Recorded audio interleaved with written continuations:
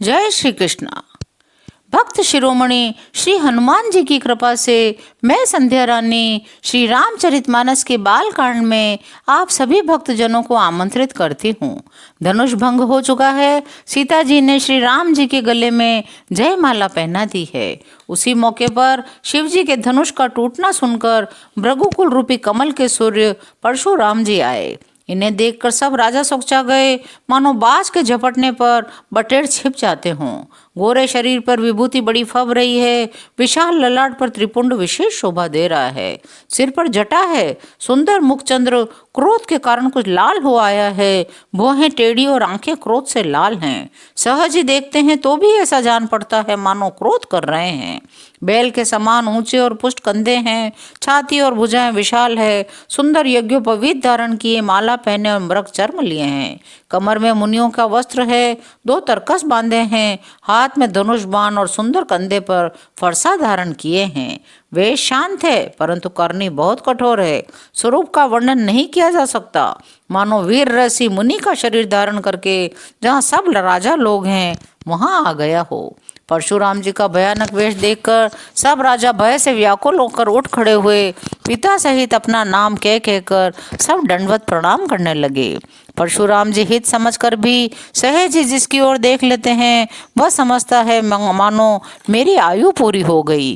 फिर जनक जी ने आकर सिर नवाया, सीता जी को बुलाकर प्रणाम कराया। परशुराम जी ने सीता जी को आशीर्वाद दिया। सखियां हर्षित हुई। वे सयानी सखियां उनको अपनी मंडली में ले गई। फिर विश्वामित्र जी आकर मिले। उन्होंने दोनों भाइयों को उनके चरण कमलों पर प्रणाम कराया। विश्वामित्र जी ने कहा, ये राम और लक्ष्मण राजा दशरथ के पुत्र हैं। उनकी सुंदर जोड़ी देखकर परशुराम जी ने आशीर्वाद दिया। कामदेव के भी मत को छुड़ाने वाले श्री रामचंद्र जी के अपार रूप को देखकर उनके नेत्र स्तंभित हो रहे। फिर सब देखकर जानते हुए भी अनजान की तरह जनक जी से पूछते हैं, कहो यह बड़ी भारी भीड़ कैसी है? उनके शरीर में क्रोध छा गया जिस कारण सब राजा आए थे। राजा जनक ने वे सब का समाचार कह सुनाए। जनक के वचन सुनकर परशुराम जी ने फिर कर दूसरी ओर देखा तो धनुष के टुकड़े पृथ्वी पर पड़े हुए दिखाई दिए। अत्यंत क्रोध में भरकर वे कठोर वचन बोले, अरे मूर्ख जनक, बता धनुष किसने तोड़ा? उसे शीघ्र दिखा, नहीं तो मोड़ आज मैं जहां तक तेरा राज्य है वहां तक की पृथ्वी उलट दूंगा। राजा को अत्यंत डर लगा जिसके कारण वे उत्तर नहीं देते। यह देखकर कुटिल राजा मन में बड़े प्रसन्न हुए। देवता, मुनि, नाग और नगर के स्त्री पुरुष सभी सोच करने लगे, सबके हृदय में बड़ा भय है। सीता जी की माता मन में पछता रही है, हाय विधाता ने अब बनी बनाई बात बिगाड़ दी। परशुराम जी का स्वभाव सुनकर सीता जी को आधा क्षण भी कल्प के समान बीतने लगा। तब श्री रामचंद्र जी सब लोगों को भयभीत देखकर सीता जी को डरी हुई जानकर बोले। उनके हृदय में न कुछ हर्ष था न विषाद। वे बोले, हे नाथ, शिव जी के धनुष को तोड़ने वाला आपका कोई एक दास ही होगा। क्या आज्ञा है, मुझसे क्यों नहीं कहते? यह सुनकर क्रोधी मुनि रिसाकर बोले, सेवक वह है जो सेवा का काम करे। शत्रु का काम करके तो लड़ाई ही करनी चाहिए। हे राम सुनो, जिसने शिव जी के धनुष को तोड़ा है वह सहस्त्र बाहु के समान मेरा शत्रु है। वह इस समाज को छोड़कर अलग हो जाए, नहीं तो सभी राजा मारे जाएंगे। मुनि के वचन सुनकर लक्ष्मण जी मुस्कुराए और परशुराम जी का अपमान करते हुए से बोले, हे गोसाई, लड़कपन में हमने बहुत सी धनुया तोड़ डाली, किंतु आपने ऐसा क्रोध तो कभी नहीं किया। इसी धनुष पर इतनी ममता किस कारण से है? यह सुनकर भृगुवंश के ध्वजा स्वरूप परशुराम जी कुपित होकर कहने लगे, अरे राजपुत्र, काल के वश होने से तुझ में बोलने का कुछ भी होश नहीं है। सारे संसार में विख्यात शिव जी का यह धनुष क्या धनु ही के समान है? लक्ष्मण जी ने हंसकर कहा, हे देव सुनिए, हमारी जान में तो सभी धनुष एक से ही हैं। पुराने धनुष के तोड़ने में क्या हानि क्या लाभ? श्री रामचंद्र जी ने तो इसे नवीन के धोखे से देखा था, फिर ये तो छूते ही टूट गया। इसमें रघुनाथ जी का कोई दोष नहीं। मुनि, आप बिना ही कारण किस लिए क्रोध करते हैं? परशुराम जी अपने फरसे की ओर देखकर बोले, अरे दुष्ट, तूने मेरा स्वभाव नहीं सुना? मैं तुझे बालक जानकर नहीं मारता। अरे मूर्ख, क्या तू मुझे निरा मुनि ही जानता है? मैं बाल ब्रह्मचारी और अत्यंत क्रोधी हूँ। क्षत्रिय कुल का शत्रु तो विश्व भर में विख्यात हूँ। अपनी भुजाओं के बल से मैंने पृथ्वी को राजाओं से रहित कर दिया। बहुत बार उसे ब्राह्मणों को दे डाला।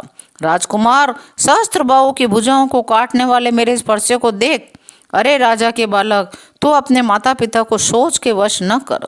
मेरा फरसा बड़ा भयानक है, यह गर्भों के बच्चों का भी नाश करने वाला है।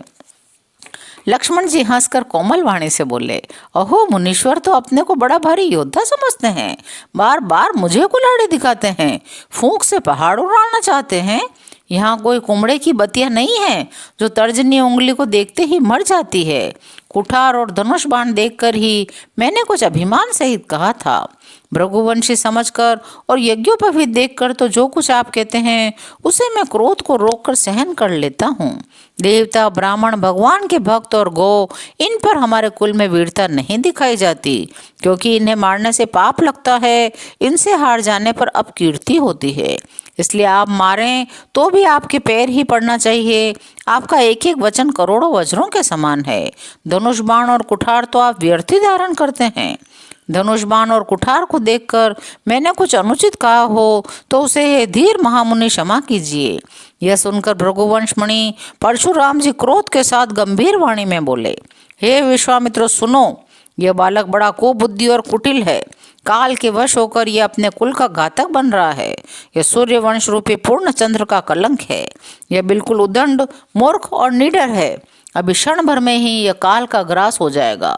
मैं पुकार कर कह देता हूँ, फिर मुझे दोष न देना। यदि तुम इसे बचाना चाहते हो तो हमारा प्रताप, बल और क्रोध बतलाकर इसे मना कर दो। लक्ष्मण जी ने कहा, हे मुनि, आपका सुयश आपके रहते दूसरा कौन वर्णन कर सकता है। आपने अपने ही मुंह से अपनी करनी अनेकों बार बहुत प्रकार से वर्णन की है। इतने पर भी संतोष न हुआ तो फिर कुछ कह डालिए। क्रोध रोककर ऐसे दुख मत सहिए। आप वीरता का व्रत धारण करने वाले धैर्यवान और शोभ रहित हैं। गाली देते शोभा नहीं पाते। शूरवीर तो युद्ध में शूरवीरता का कार्य करते हैं, कहकर अपने को नहीं जनाते। शत्रु को युद्ध में उपस्थित पाकर कायर ही अपने प्रताप की डींग मारा करते हैं। आप तो मानो काल को हाँक लगाकर बार बार उसे मेरे लिए बुलाते हैं। लक्ष्मण जी के कठोर वचन सुनते ही परशुराम जी ने अपने भयानक फरसे को सुधार कर हाथ में ले लिया और बोले, अब लोग मुझे दोष न दें। यह कड़वा बोलने वाला बालक मारे जाने के ही योग्य है। इसे बालक देखकर मैंने बहुत बचाया, पर अब यह सचमुच मरने को ही आ गया है। विश्वामित्र जी ने कहा, अपराध क्षमा कीजिए। बालकों के दोष और गुण को साधु लोग नहीं गिनते। परशुराम बोले, तीखी धार का कुठार, मैं दया रहित और क्रोधी, और यह गुरुद्रोही और अपराधी मेरे सामने उत्तर दे रहा है। इतने पर भी मैं इसे बिना मारे छोड़ रहा हूँ। सो हे विश्वामित्र, केवल तुम्हारे प्रेम से, नहीं तो इसे इस कठोर कुठार से काट कर थोड़े ही परिश्रम से गुरु से उऋण हो जाता। विश्वामित्र जी ने हृदय में हंसकर कहा, मुनि को हरा ही हरा सूझ रहा है। अर्थात सर्वत्र विजयी होने के कारण ये राम लक्ष्मण को साधारण क्षत्रिय समझ रहे हैं, किंतु यह लोहमयी खांड है, ऊख की रखांड नहीं है जो मुंह में लेते ही गल जाए। मुनि अब भी बेसमझ बने हुए हैं, इनके प्रभाव को नहीं समझ रहे हैं।